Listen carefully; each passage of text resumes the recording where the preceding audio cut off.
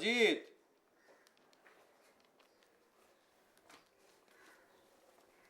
অজিত, ডাকছিলে? হ্যাঁ এসো, বসো। বলো। এই দুটো চিঠি তুমি একটু কালকে সকালে পোস্ট করে দেবে তো। রমেশ পোদ্দার, নিতাই হালদার। হ্যাঁ, দুটো চিঠি, একটা হচ্ছে রমেশকে লিখলাম, আমার পুরনো বন্ধু, বুঝলে। তার কাছে জানতে চাইলাম ওই নিপেন সম্পর্কে। আর এই নিতাই নিতাই আর নিমাইকে লিখলাম ওই শ্রীকান্ত পান্থনিবাসের যে তেতলা ঘরের ঘটনাটা আমি জানতে পেরেছি, সেটা যদি মানে ওনারা যদি আমার সঙ্গে এসে দেখা না করেন তাহলে পুলিশকে আমি সব কিছু জানাব। আচ্ছা, এই কেসটা সম্পর্কে তোমার অভিমত কি বলো তো আমাকে? কেসটা খুবই জটিল এবং রহস্যজনক। আমি সংক্ষেপে তোমাকে কিছুটা বলার চেষ্টা করছি।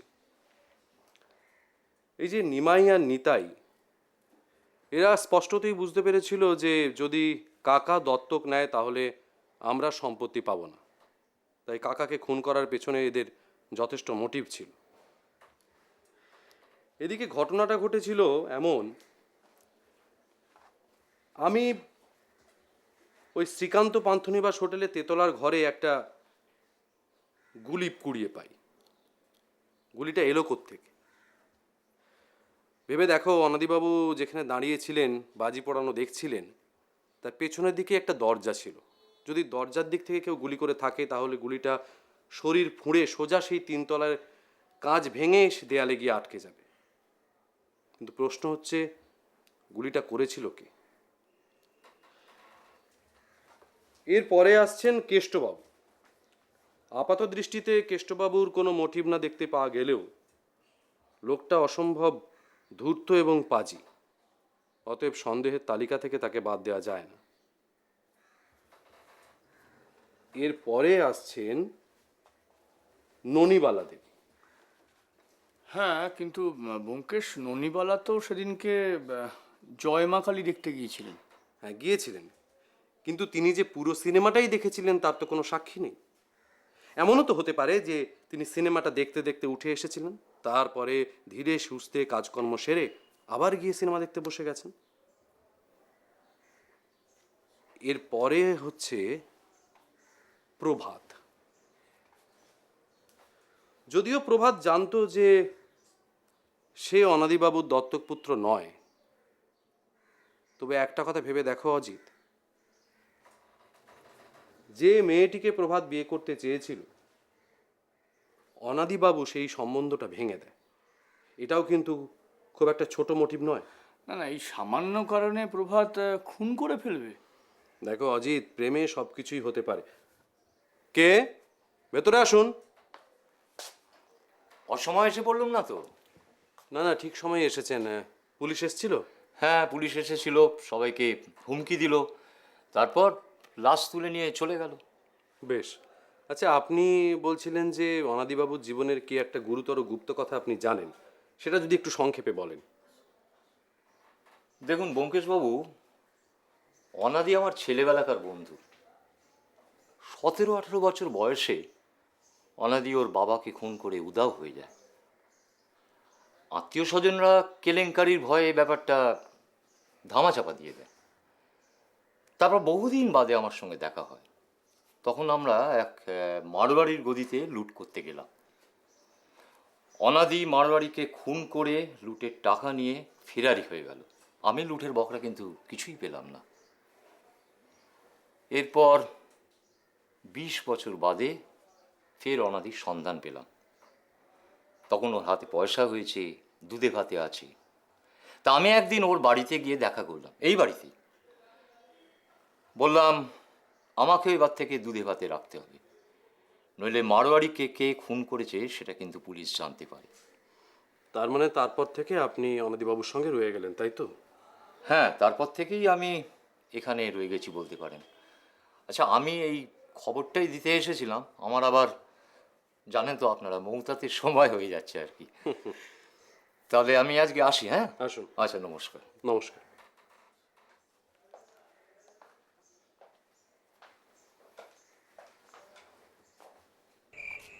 পঙ্কেশ, প্রভাত মনে হচ্ছে না? হ্যাঁ, অনাদি হালদার সম্বন্ধ ভেঙে দিয়েছে, কিন্তু এখন সে নেই, তাই হয়তো আবার প্রভাত এসেছিল। তবে আমার মনে হচ্ছে কিছু সুবিধা করতে পারেনি। এসো।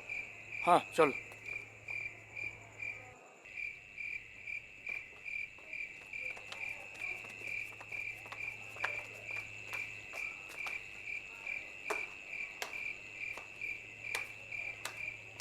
দয়ালহরি বাবু,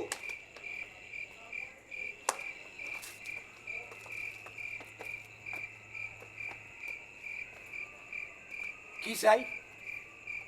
অনাদি হালদার মারা গেছে, শুনেছেন বোধহয়। তার সম্পর্কে কিছু জানতে এসেছি। অনাদি হালদার মারা গেছে? তার আমি কি জানি? আমি জানি না। আপনি জানেন না? না। কিন্তু তার আলমারিতে আপনার হ্যান্ড নোট পাওয়া গেছে, আপনি 5,000 টাকা ধার নিয়েছেন। আমি ধান নিয়েছি? হ্যাঁ, কে বলেছে আমি ধান নিয়েছি? মিছে কথা। হ্যান্ড আমি- নোটে আপনার সই আছে, আমি নিজের চোখে দেখেছি। আরে মশাই, আমি এই কারুর কাছ থেকে একটা পয়সা ধারি না। আমার সই জাল হয়েছে, জাল। সাংঘাতিক অভদ্র লোকটা। আসলে অনাদি হালদার মারা গেছে জেনে উনি ওই 5,000 টাকা হজম করতে চাইছেন। সম্ভবত যে সইটা করেছেন সেটাও ঠিক করেননি, যাতে আদালতে অস্বীকার করতে পারে। কিন্তু কিন্তু কি? কিন্তু আমি ভাবছি যে অনাদি হালদার ওকে 5,000 টাকা ধার দিল কেন? এমনও তো হতে পারে যে অনাদি হালদারের সুদের ব্যবসা ছিল। তাই বলে বিনা জামিনে 5,000 টাকা ধার দিয়ে দেবে? অনাদি হালদার এতটাই কাঁচা লোক? বানরে সঙ্গীত গায়, শিলা জলে ভেসে যায়, দেখিলেও না হয় প্রত্যয়। তবে কি হতে পারে বলো তো? অনেক কিছুই হতে পারে, তবে আমার কি সন্দেহ হয় জানো? কি? না, পরে বলবো, এখন চল। চলো।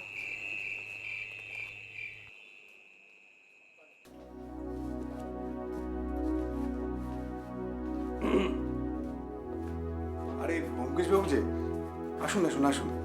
হ্যাঁ, আপনার কাছে একটা সামান্য কাজে এসেছি। দাঁড়ান, এই চাবিটা চিনতে পারেন কিনা দেখুন তো। না,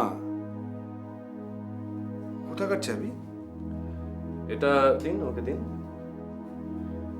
এটা ওই আপনাদের পাশের গলি থেকে আমি কুড়িয়ে পেয়েছি। কি জানি, আমি তো বুঝতে পারছি না। এটা একদম নতুন চাবি, হয়তো কারোর পকেট থেকে পড়ে গিয়ে থাকবে। তাও হতে পারে। আচ্ছা, ও হ্যাঁ, কেষ্টবাবু কি আছেন? মানে আপনারা রেখে দিয়েছেন? কোথায় আর যাবে? ঘাড় ধাক্কা দিয়ে তো আর বার করে দিতে পারি না। তা তো বটেই। আচ্ছা, নিপেন বাবু কি চলে গেছে? না, উনি এখনো যাননি। আসলে চাকরির খোঁজ করছেন, 2 মাসের মায়না বাকি আছে। গরিব মানুষ। তাছাড়া দোকানে একজন থাকলে ভালোই হয়, তা আমি ভাবছি ওনাকে রেখেই দেবো। ভালোই। ওই যে কি নাম, নিমাই আর নিতাই, ওরা কি এসেছিল? পুলিশ কি আলমারি সিল করে দিয়ে গেছে? তারাও আসেনি, পুলিশও আর আসেনি। তবে অনাদিবাবুর কোমরে যে চাবিটা ছিল তা সেটা নিয়ে গেছে। আলমারি খোলার ওই একটাই চাবি ছিল। তা হবে। আচ্ছা, আরেকটা কথা জিজ্ঞেস করি, ওই অনাদিবাবু এক ভদ্রলোককে, দয়ালহরি মজুমদার নামে এক ভদ্রলোককে 5,000 টাকা ধার দিয়েছিলেন, আপনি জানেন? 5,000 টাকা? আপনি ঠিক জানেন মুকেশবাবু? হ্যাঁ, আমি তো অনাদিবাবুর আলমারিতে একটা হ্যান্ড নোট পেয়েছি, তাতে ওই মজুমদার বাবুর সই আছে। আমি ঠিক জানি না, মানে শুনিনি। কি হলো? এ কি, আপনার গা তো জ্বরে পুড়ে যাচ্ছে। না না, ঠিক আছে, আপনি ও নিয়ে একদম চিন্তা করবেন না। সর্দি। আরে না না, গরমে চিন্তা এটা করবো না, হয়েছে। কি বুকে সর্দি জমে যাবে। আপনি এক কাজ করুন, দোকানটা বন্ধ করে দিন, ডাক্তারখানায় চলুন। ডাক্তার? মুকেশবাবু, আর ঝুটঝামেলা বাড়ানোর কোনো দরকার নেই। আপনি ঠিক হয়ে আরে যাবে। কি ঝুট ঝামেলা, আমার কথাটা শুনুন না। এই কাছেই একজন ডাক্তার আমার চেনা আছে, চলুন আমার সঙ্গে। হ্যাঁ, কিন্তু আবার কিন্তু রোগকে এভাবে অবহেলা করবেন না, আপনি দোকান বন্ধ করে দিন। অজিত, তুমি এখান থেকে বাড়ি যাও, আমি প্রভাতবাবুকে ডাক্তার দেখিয়ে এখানে পৌঁছে দিই, তারপর যাচ্ছি। আচ্ছা, ঠিক আছে, হ্যাঁ, আসুন আসুন আসুন।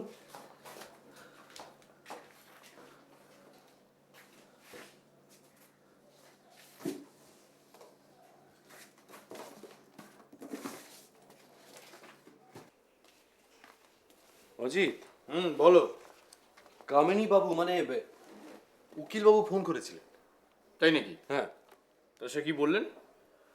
ওই তো উনি স্বীকার করলেন যে নিমাই আর নিতাই নিয়মিত ওই শ্রীকান্ত হোটেলে যেত, আর শুধু যেত না, বাইনোকুলার দিয়ে চোখ রাখতো জানো।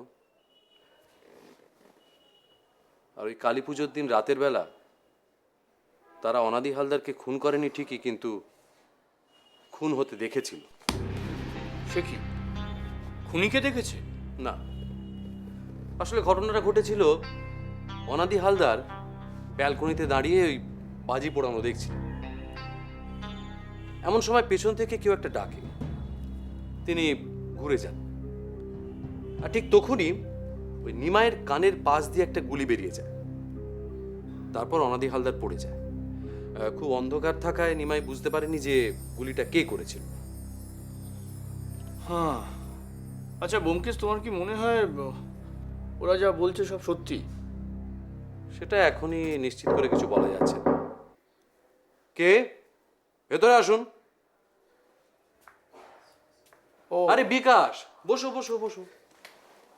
তারপর কি খবর? খবর ভালো নয় স্যার, চাকরিটা চলে গেল, তাই এখন ফ্যাপা করে ঘুরে বেড়াচ্ছে। সে কি, চাকরি চলে গেল কোন অপরাধে?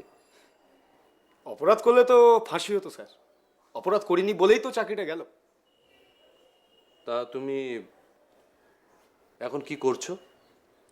একটু কাজের খোঁজ করছি আর কি, তো আপনার কাছে সেই জন্যই আসা, যদি কোনো কাজের খবর থাকে। আমার কাছে, ও হ্যাঁ হ্যাঁ, একটা কাজ আছে বটে, আর তোমার মতো চৌকস ছেলেই আমার দরকার। একজনের হাঁড়ির খবর নিতে হবে। নাম? শিউলি মজুমদার, চেনো? শিউলি মজুমদার গান গায়? বাবার নাম দয়ালহরি মজুমদার, ঠিকানা 13/3 রামতনু লেন, শ্যামবাজার। এদের বাড়ির সব খবর তোমায় জোগাড় করতে হবে। কবে খবর চান স্যার? দেখো বিকাশ, একদিনে তো আর হবে না, আস্তে আস্তে একটু একটু করে খবর সংগ্রহ করতে হবে। বর্তমানের খবর, অতীতের খবর, কারা কারা আসে, কি কি কথাবার্তা হয়, সব। আর হ্যাঁ, দুটো নাম তুমি মাথায় রাখবে, একটা হচ্ছে অনাদি হালদার, আর দ্বিতীয়টা হচ্ছে প্রভাত। যখনই কোনো না কোনো খবর পাবে আমায় জানাবে। আজ তাহলে উঠি। উঠবে? একটু দাঁড়াও।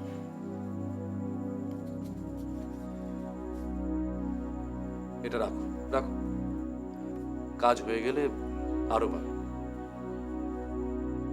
স্যার, পেটে ভাত না থাকলে বোধহয় মুখ দেখলেই বোঝা যায় না। আপনি আপনি ঠিকই বুঝেছেন। অনেক ধন্যবাদ স্যার। আজ আজ আমি আসি স্যার।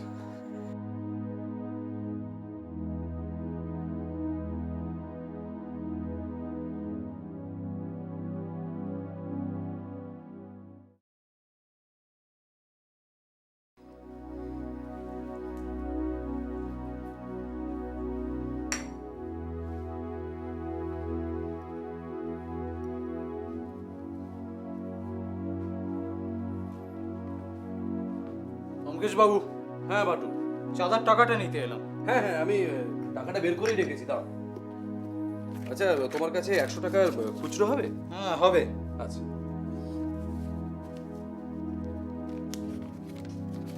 আচ্ছা, তুমি তো অনেক খবরাখবর রাখো। এই যে অনাদি হালদার খুন হয়েছে, কে খুন করেছেন আন্দাজ করতে পারো? অনাদি হালদার, দেখুন কলকাতা শহরে লাখ লাখ লোক বাস করে, কে মেরেছে কি করে আন্দাজ করি বলুন তো? তবে এ কথা বলতে পারি, উনি চুলকে ঘা করেছেন। উনি যদি আমার চাঁদার টাকাটা বন্ধ না করতেন তাহলে এরকম বেঘরে প্রাণটা দিতে হতো না, আমি রক্ষা করতাম। বটেই তো। জলে বাস করে কুমিরের সঙ্গে বিবাদ করলে কি চলে? সত্যি অনাদি হালদার এটা খুবই দুর্বুদ্ধিতার পরিচয় দিয়েছিল। যাকে তোমরা কি রাইফেল ভাড়া দাও? হ্যাঁ দি, কি শর্তে ভাড়া দাও? একদিনের ভাড়া 100 টাকা, একটা রাইফেল, 2টো টোটা দিই। ভাড়া নেওয়ার সময় 1000 টাকা জমা রাখতে হয়। রাইফেল ফেরত দিলে ভাড়ার টাকা কেটে রাইফেল ফেরত দিই। কেন, আপনার চাই নাকি? না না, এই মুহূর্তে চাই না, শুধু দরটা আমি একটু জেনে রাখলাম আর কি। ও হ্যাঁ, আর একটা কথা, অনাদি হালদার যে রাত্রে খুন হয়েছিল সেই রাত্রে কি তুমি রাইফেল কাউকে ভাড়া দিয়েছিলে? সে কথা বলতে পারবো না। দেখুন, আমাদের ব্যবসায় একজন খদ্দেরের কথা আরেকজন খদ্দেরকে বলা বেইমানি হয়। আমাদের ব্যবসায় চলে না। আমি বলতে পারবো না, আমি চলি।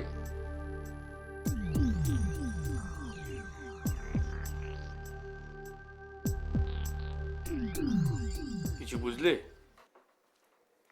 নমস্কার স্যার। হ্যাঁ বিকাশ, কিছু নতুন খবর আছে স্যার। তাই নাকি? বলো শুনি। আমি তো দয়াল হরিবাবুর ছেলেকে পড়াবার কাজ নিয়ে ঢুকেছিলাম। বেশ, তা ওই ছেলেটির বয়স কত? বয়স কত হবে? 8-9 বছর হবে। কিন্তু এইরকম একটা এঁচড়ে পাকা মিটমিটে শয়তান আমি দুটো দেখিনি। আরে বাবা, কোথায় কে কি করছে, কি ঘটছে, সব খবর রাখবে তো। যাকে যাক, কাজের কথা বলি। পাখি উড়েছে। সে কি? সেটাই তো বলতে এলাম। তা গোড়া থেকে বলবো নাকি শেষের দিকটা? অবশ্যই গোড়া থেকে বলবে। মাসখানেক আগে পড়াতে গিয়ে জানতে পারলাম যে দয়াল হরিবাবুর নামে নাকি কে 5000 টাকার মামলা ঠুকে দিয়েছে। তো পুরোর ভাবগতিক দেখে যা বুঝলাম, তাতে সে টাকা না দিয়ে পালাবার তালে ছিল। তো কিছুদিন পর প্রভাত এসে উপস্থিত। তারপর প্রথমে তো বুড়ো তাকে ঢুকতেই দিচ্ছিল না। তারপর ঘরে নিয়ে গিয়ে বসালো, দরজা বন্ধ করে কিছু কথাবার্তা হলো। তো আমি জানলায় কান দিয়ে সব শুনলাম।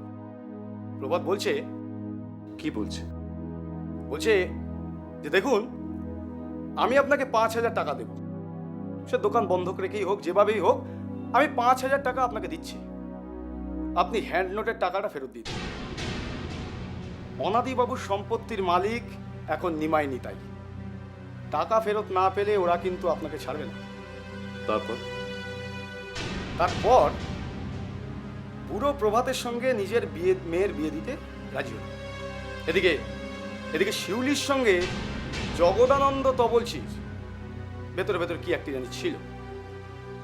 তো ঠিক আছে, সে যাই হোক, জগদানন্দ অধিকারীর আবার মেয়ের দালালির ব্যবসা আছে, মানে আমি যতদূর জানলাম আর কি। তো যাই হোক, কিছুদিন পর প্রভাত এসে 5000 টাকা দিয়ে গেল। আচ্ছা, হ্যাঁ। তো তারপর কি হলো আমি জানি না। পড়াতে গিয়ে শুনলাম যে জগদানন্দ শিউলিকে নিয়ে নাকি উধাও। তা আমার মনে হয় স্যার, পুরোই কিন্তু এই সব কিছু নাটের গুরু। তার মানে তোমার ধারণা যে ওই বুড়োর এইসব ব্যাপারে সায় ছিল?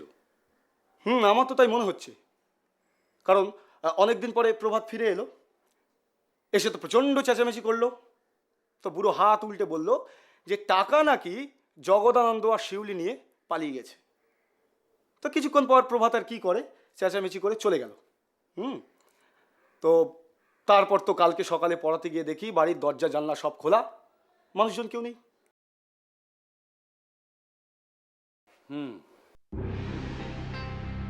শোনো বিকাশ, তোমাকে আর একটা কাজ করতে হবে। ওই প্রভাতের দোকানের উপর তোমাকে একটু নজর রাখতে হবে। ঠিক আছে স্যার, আমি তাহলে আজ আসি। এসো।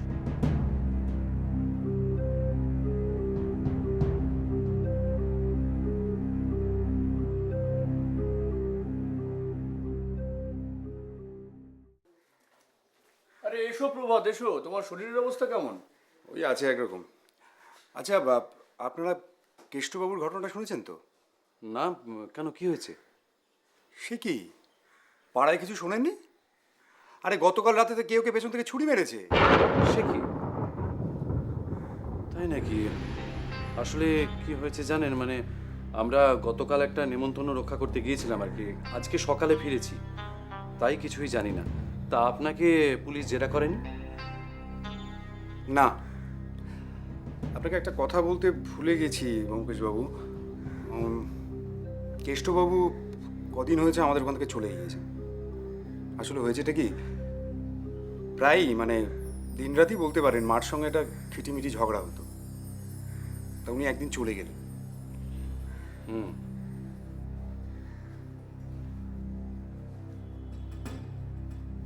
দয়াল হরি বাবুর নামে নিমাই আর নিতাই শুনেছি 5,000 টাকার হ্যান্ড নোটের উপর মামলা করেছে, জানেন নিশ্চয়ই? জানি।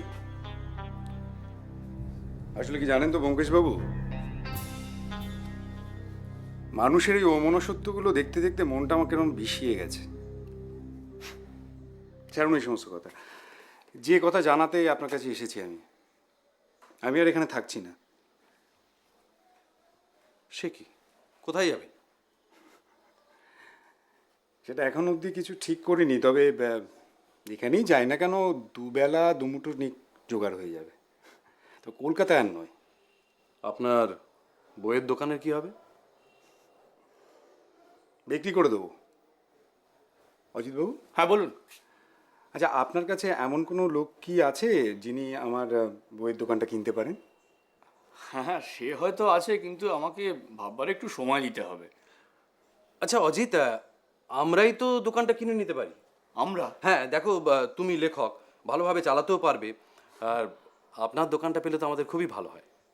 এ তো অতি উত্তম কথা, আমার কোনো অসুবিধা নেই। দেখুন, আপনারা যদি দোকানটা কেনেন তাহলে তো আমার আর কোনো দুঃখই থাকবে না। তাহলে না না, আপনার ওই দোকানে কত টাকার বই আছে? দেখুন ব্যোমকেশবাবু, হিসেব না করে তো আমি ঠিক বলতে পারবো না আপনাকে। তাও কম করে 1,000 টাকার বই তো হবেই। 1,000? হ্যাঁ, বেশ, তাহলে ওই কথাই রইলো। আমরা কালকে সকালে গিয়ে আপনার ওই হিসেবপত্রটা একটু দেখে নেবো, আর ওই স্টক লিস্ট একটু মিলিয়ে নেবো। আরেকটা কথা, হ্যাঁ বলুন। আমরা কিন্তু দোকানটা দখল নেব 15ই অগাস্ট। মানে আমাদের খুব ইচ্ছে যে ওই দিন থেকে আমরা ব্যবসাটা শুরু করব। এ তো অতি উত্তম কথা। ঠিক আছে, আমি তাহলে আজকে আসি। হ্যাঁ, কারণ হিসাবপত্রগুলো সব ঠিক করে রাখতে হবে। হ্যাঁ নিশ্চয়ই। হ্যাঁ হ্যাঁ। ও আর একটা কথা, আমি বলছিলাম যে ওই নৃপেন বাবু কি এখনো আছেন? হ্যাঁ আছেন, তবে আমি ওনাকে বলে দিয়েছি যে আমি দোকানটা ছেড়ে দিচ্ছি। তা উনি হয়তো চাকরির খোঁজ করছেন, পেলে হয়তো চলে যাবেন। তা আপনারা ওনাকে রাখবেন? হ্যাঁ রাখতেও পারি। আপনি এক কাজ করবেন তো, আপনি একবার পাঠিয়ে দেবেন ওনাকে। নিশ্চয়ই, আমি দোকানে যাই, পাঠিয়ে দেবো। নমস্কার। হ্যাঁ নমস্কার।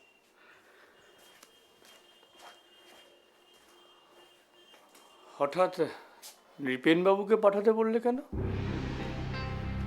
দেখো, রমেশ যে চিঠিটা দিয়েছে সেই চিঠিটা দিয়ে আমি ওকে ভয় দেখাবো। বলবো যে তুমি যে ছিঁচকে চোর সেটা আমি ধরে ফেলেছি। তুমি ওই নকল চাবি তৈরি করে সেটা দিয়ে ওই অনাদিবাবুর আলমারি থেকে টাকা চুরি করার মতলবে ছিলে, আর নকল চাবি তৈরি করাটা তোমার একটা গুণ। হ্যাঁ, কিন্তু তাতে তোমার লাভ কি? আছে অজিত, আছে। আমারও একটা নকল চাবির দরকার। আমি ওকে বলবো যদি তুমি চাবিটা আমাকে বানিয়ে দাও তাহলে আমি পুলিশের কানে কোনো কথা তুলব না। কি বুঝতে পারলে? যাই হোক, ওসব কথা পরে হবে। এখন তৈরি হয়ে নাও, আমরা একটু বেরোবো। চলো।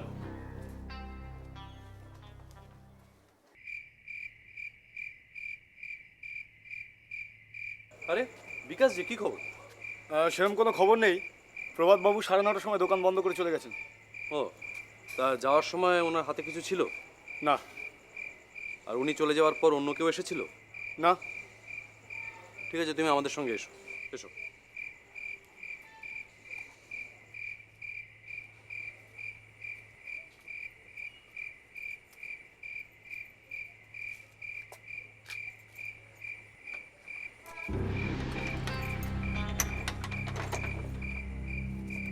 বিকাশ, আমরা দুজন ভেতরে যাচ্ছি, তুমি বাইরে থেকে তালাটা লাগিয়ে দেবে।